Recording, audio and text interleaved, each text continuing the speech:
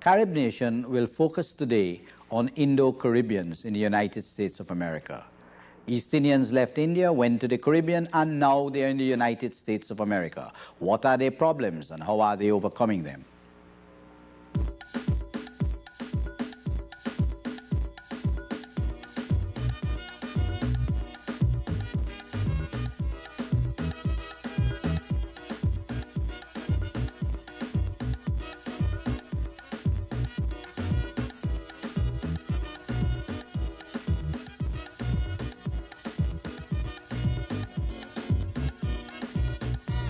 Welcome to Carib Nation. I am Paul Nehru, Tennessee. Today we will be discussing East Indians in the United States of America. I have with me today in the studios three very eminent Indo-Caribbeans who are living in the United States. I have Dr. Mahin Gosain, who is the author of 12 books, and he's a professor of sociology and anthropology from New York City. I have Dr. Dan Paul Narain, who is also a teacher in New York City, and he is also co-authoring a book on East Indians in the Americas.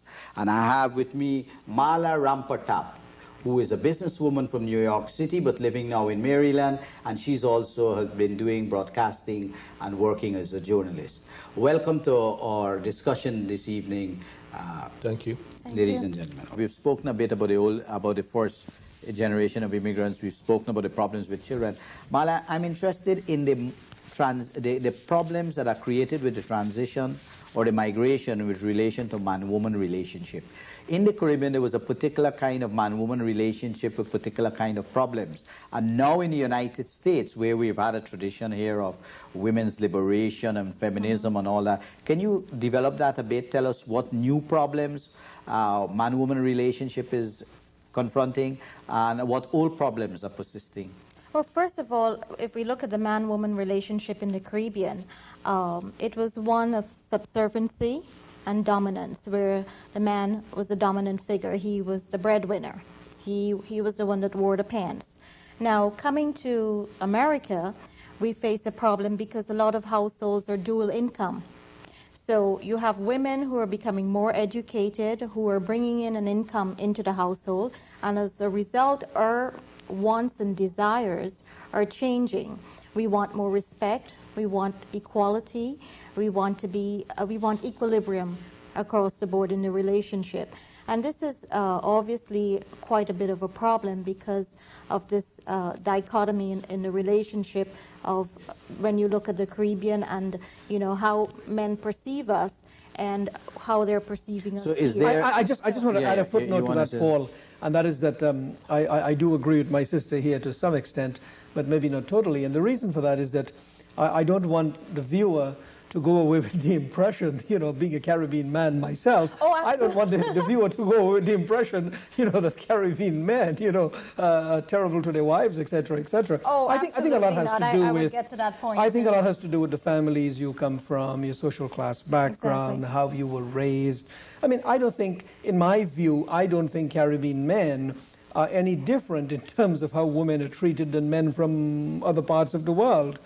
By that I mean that in some situations women are abused, and in many, many situations women are very happy. But there are also different cultures, and I think the point she's making right. If you come from a class where women are highly unemployed in the Caribbean, so if they come here and they earn, they must be more independent and they assert themselves. Paul, can I just say something here? And that is that I have always had, you know, some difficulty with imposing Western standards on culture groups from other parts of the world. You see, a lot of us, we get so caught up in terms of how Western standards should be used that this becomes the measuring rod and this becomes the norm.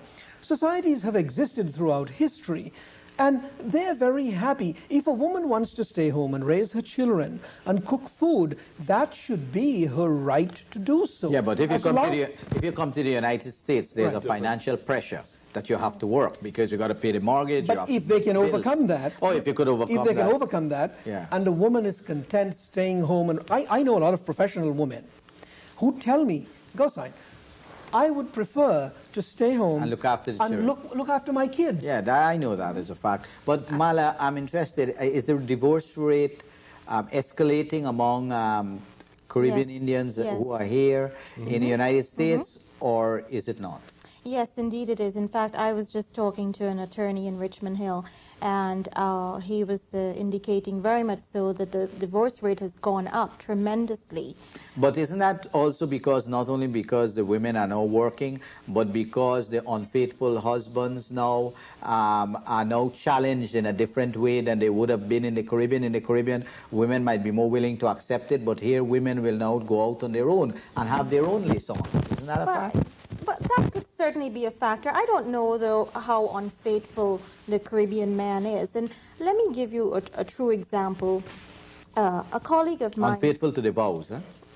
Yeah, To the but vows of marriage, yeah. I don't think that's necessarily true. Of course, you know, there are exceptions to that.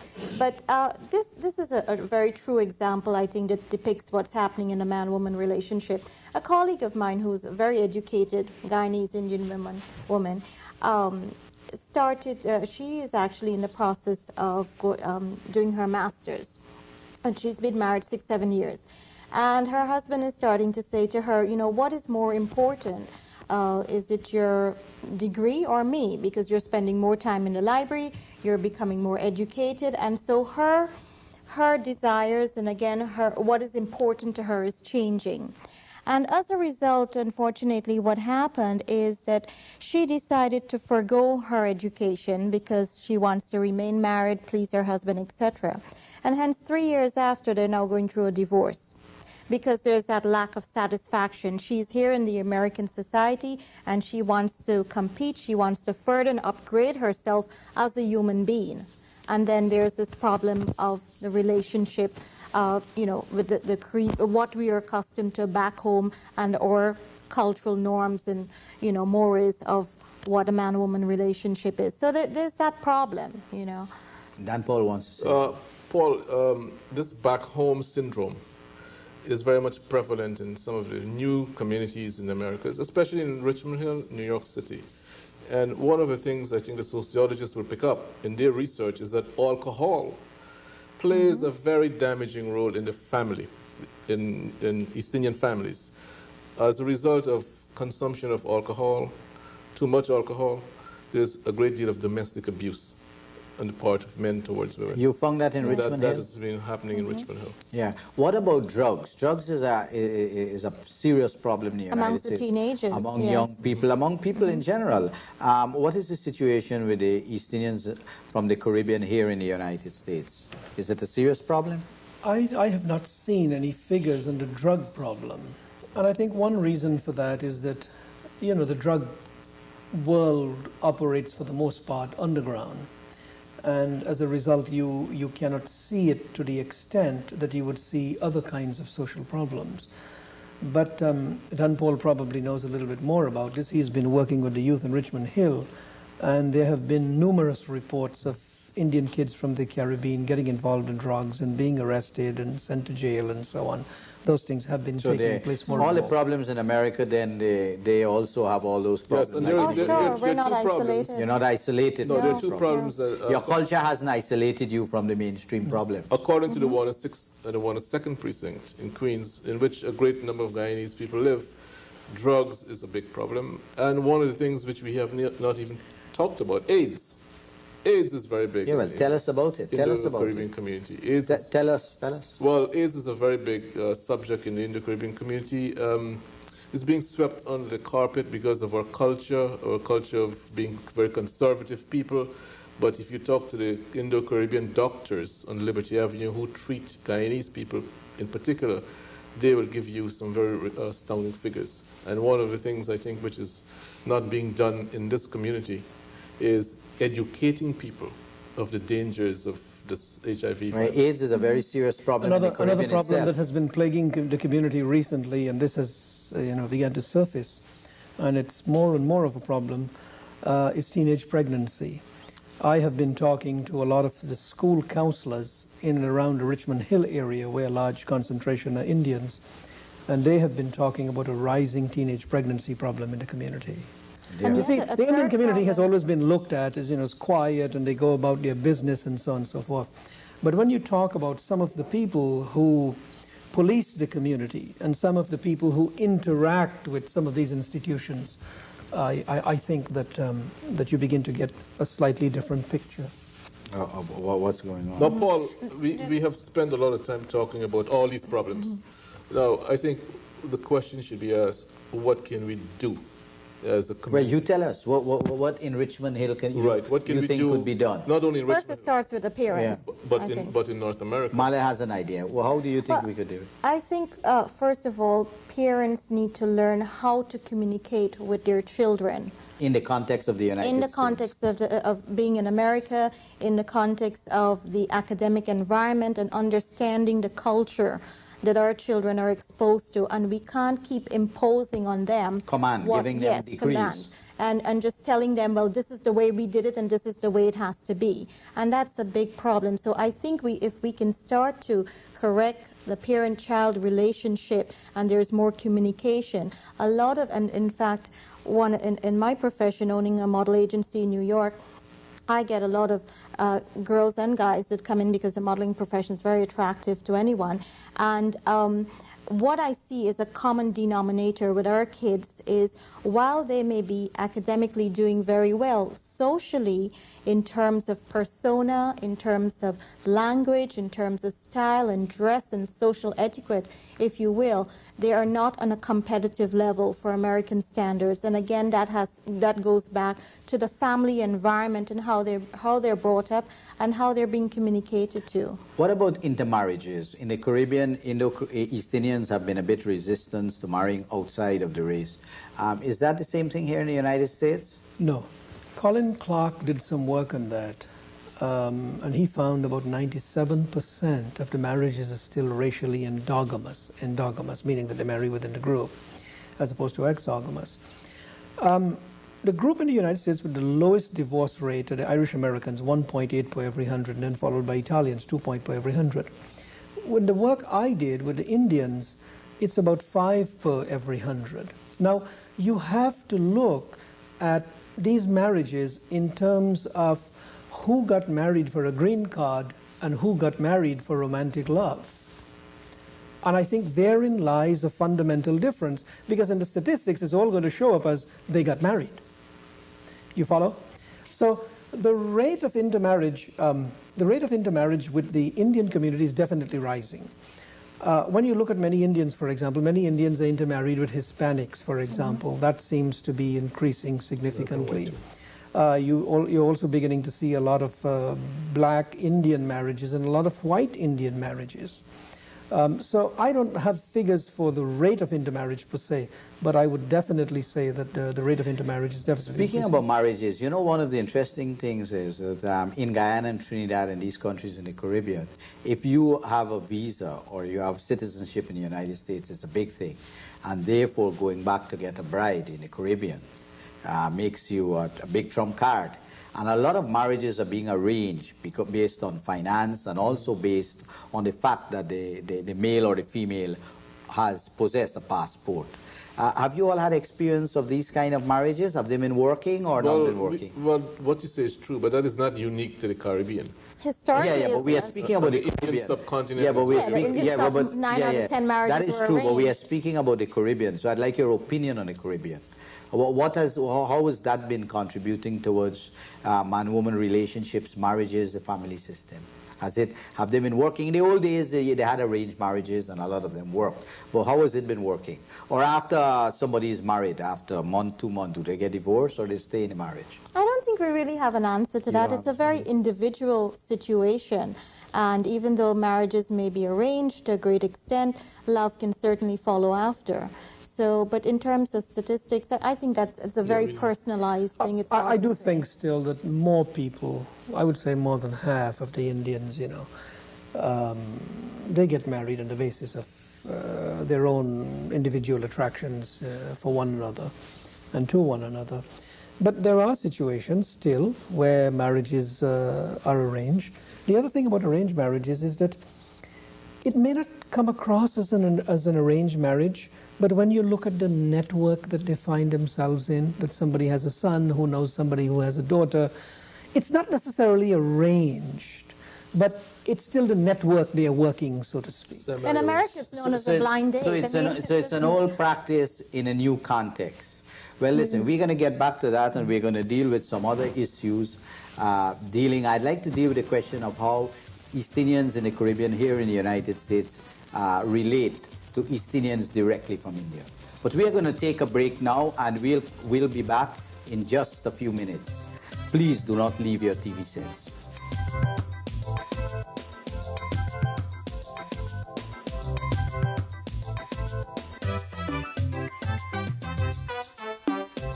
Welcome back to Carib Nation. We are discussing East Indians in the United States of America, but East Indians from the Caribbean in the United States of America. Dr. Gosain, just before we took the break, I raised the point about East Indians from India. Now here we have a situation where East Indians first came from India to the Caribbean and in a second wave of immigration to the United States. Now for the first time, you're meeting East Indians from India in large numbers, in the sense that new East Indians that just came from India. How have the East Indians who have just migrated from India to the United States been relating to East Indians that have come to the Caribbean? The question is a good one. For the outside observer, the Indian community is homogeneous, but every Indian will tell you it is not. And when you look at the relations that exist between the Indians from the Caribbean and the Indians from India who live in the United States, there is a dividing line. The Indian national sees us from the Caribbean as people who are Western, as people who assimilate and who have assimilated Western values, and therefore we are not regarded as an integral part of India. I don't know if you have read Vidya Naipal's introduction, India, a Wounded Civilization. Yes, I read it. Where he talked about the fact that he said, India is my home, but yet India cannot be my home. Because as a person being born and raised in Trinidad, studying in England and so on, now living there, going to India for the first time, he didn't feel as though he was a part of India. When you look at the Indian nationals' relations with the Caribbean East Indian living in New York or the United States in the whole, they don't form groups that would include both sets of people. They're very factionalized in terms of how they do things. And there's a tremendous amount of animosity, I would say. Though, you know, if you ask the Indian national, one of the first things they would say to you is that, you know, we reach out to all of our brothers and sisters and so on and so forth. When Indians were massacred in Guyana during the Burnham dictatorship, Indira Gandhi did nothing. Silent, yeah. Indira Gandhi did absolutely nothing. When Indians were literally thrown out of Uganda by the petty thug Idi Amin, India did absolutely nothing. When Fiji witnessed its coup, that was another India did nothing. Abuse. So India has this good line of saying we care about our people, but when they find themselves amidst some kind of conflict and difficult situation, India doesn't come forth. One thing I must say that I admire with Israel, and that is that Israel always reaches out to its people. And therein lies the fundamental difference between Israel and India. So, Dan Paul, would you say that this kind of reality forces the Indo-Caribbean in the United States to strengthen their ties with their homeland being the Caribbean, Guyana, Trinidad, and so forth? Well, it should. Because they come to realize Yes. that the myth they had when they were in the Caribbean about Yes. India being the motherland, perhaps, it's no longer true when you meet an It's Indian. no longer true. When Indian cricket teams visit the West Indies to play cricket, they have a large amount of support, lots of support, especially in Guyana. Yeah. Because of, And Trinidad. And Trinidad because of the Indian population. Yeah. When you leave and you come here to interact and mix with the indigenous people from India here, the relationship at best is very ambivalent. Yeah. Because our customs perhaps are same, but they view us as being different people. We don't speak the language, we don't interact. And even among the Indian community itself, there is a great deal of division. I mean, among the Keralis, the Gujaratis, the Bengalis, They have their own they have their own worldviews. enclaves, their own And the worldviews. divisions. So that we, to fit into that model, find it extremely difficult. Mala, but have you also not discovered, I have discovered interacting with Indians that from India, that they are more a more conservative kind of people. We are more they are more introvert. We are more extrovert from the Caribbean. We speak loudly. We are more flamboyant and all that. That is the kind of difference I found. I found like there's a difference there. And I'm happy about that difference. I haven't gone to India on several occasions.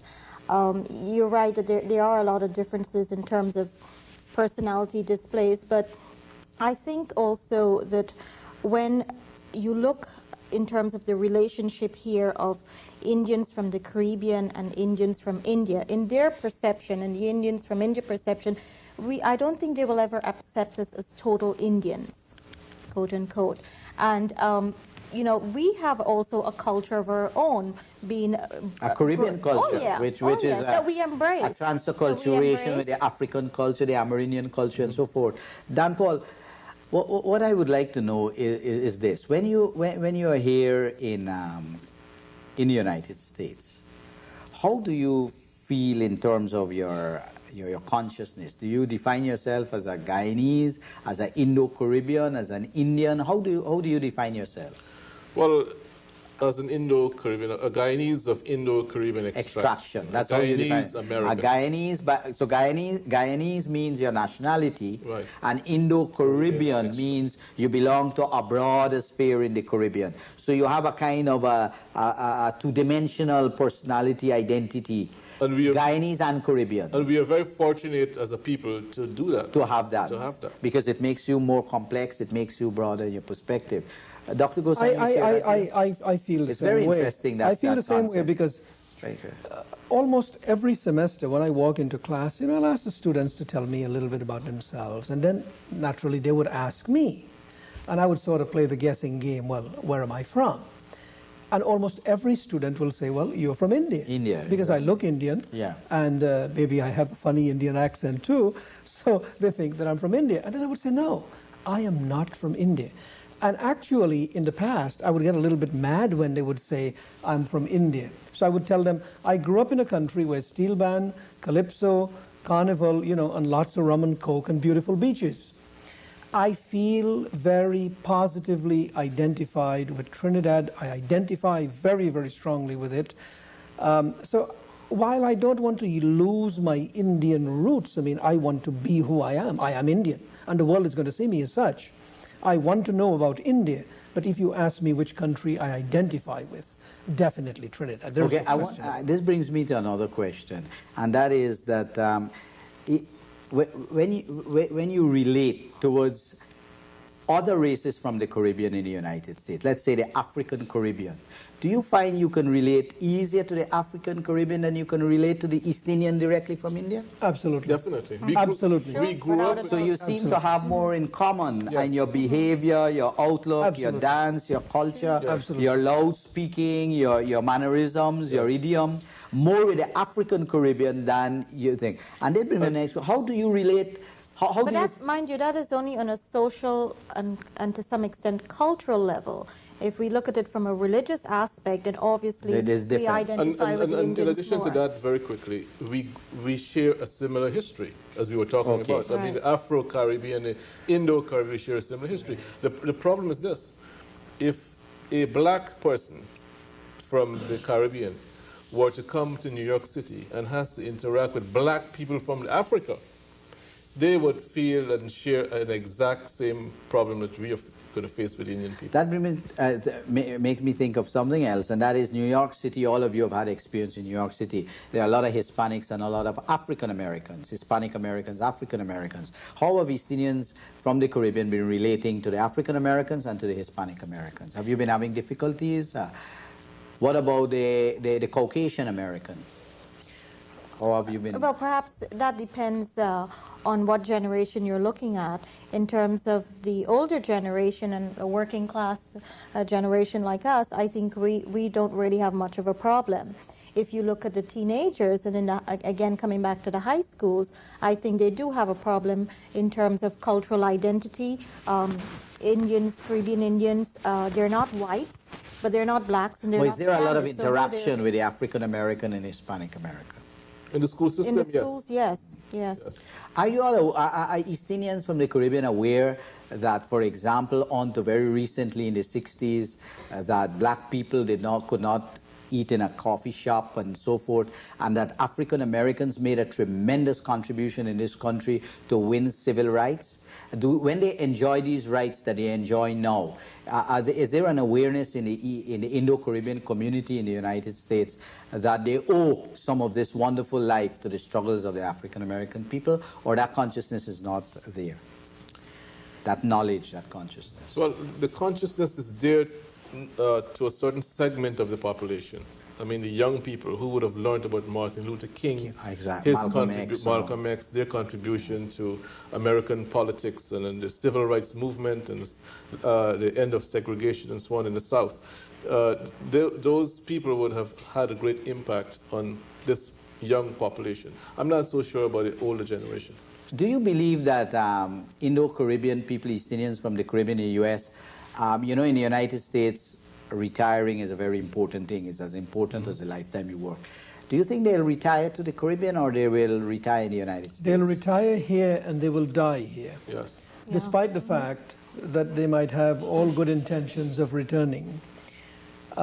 Most immigrants come, as I had mentioned, I think it was in the earlier show, they come as sojourners. They come to make some money to go back one day, but they don't ever end up going back. So in all likelihood, they would retire here and they would die here. And It's one what, of the reasons, I'm sorry, sorry, go ahead. one of the reasons that will happen is that typically we tend to reside where our children grow up and live. That's a very important point. So we're not point. going to leave our children That's a very behind. important point, the grandchildren and the children. And So even with the older generations, they may romance with the idea of going back home, but realistically, as Mahin said, we're going to die right here. It's There what I've called the myth of the grand return. The myth of the grand return. When they come here, the first thing they say, I'm going to be here for 6 months, a year, catch my hand, get some money, And go back. Go either back to home. Florida or retire to Guyana or Trinidad. And they keep postponing this year after year after year until eventually there's no more return. Next So year never comes. I'd like to thank you, Dr. Gosain, for having been a panelist on this discussion. And I'm looking forward to seeing you again. I wish you well in the book that you're working on, East Indians in the Americas. And probably on next occasion we could talk about that. Dr. Dan Paul, thank you for being on the program.